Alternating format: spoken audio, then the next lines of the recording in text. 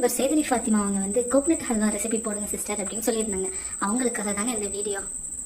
இதுக்கு முன்னாடி நான் அந்த ரெசிபி ட்ரை பண்ணதில்லை, இப்போ உங்களுக்காக ட்ரை பண்ணியிருக்கேன். எப்படி இருக்குன்னு பார்த்துடலாம். அந்த வீடியோக்குள்ளே போகலாம். ஃபர்ஸ்ட் ஒரு பேனில் நெய் விட்டுட்டு அதில் நல்லா கோதுமை மாவு போட்டு ஒரு ஸ்பூன் போட்டு நல்லா ஃப்ரை பண்ணிடுங்க. நல்லா முருவலாக ஃப்ரை ஆனதுக்கப்புறம் நம்ம தேங்காவை திருவி வச்சு அந்த தேங்காவும் போட்டு நல்லா வதக்கிக்கோங்க. நல்லா வதங்கினதுக்கப்புறம் ஏலக்காவை தட்டி போட்டு தண்ணி ஊற்றி நல்லா கொதிக்க விட்டுருங்க.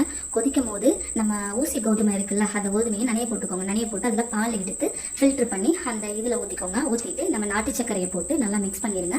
நல்லா வத்தணுங்க. இவங்கள ஒரு ஓரமாக வச்சுட்டு ஒரு பேனில் நெய் விட்டு பாதாம், கிஸ்மிஸ், முந்திரி பருப்பு 3 போட்டு நல்லா ஃப்ரை பண்ணிடுங்க. நல்லா ஃப்ரை ஆனதுக்கப்புறம் நம்ம ஹல்வாவில் ஊற்றிடுங்க. ஊற்றிட்டு நல்லா மிக்ஸ் பண்ணிடுங்க. நல்லா மிக்ஸ் பண்ணிவிட்டு நல்லா ஃப்ரை பண்ணுங்க. நம்ம ஹல்வா பதத்துக்கு வரணுங்க.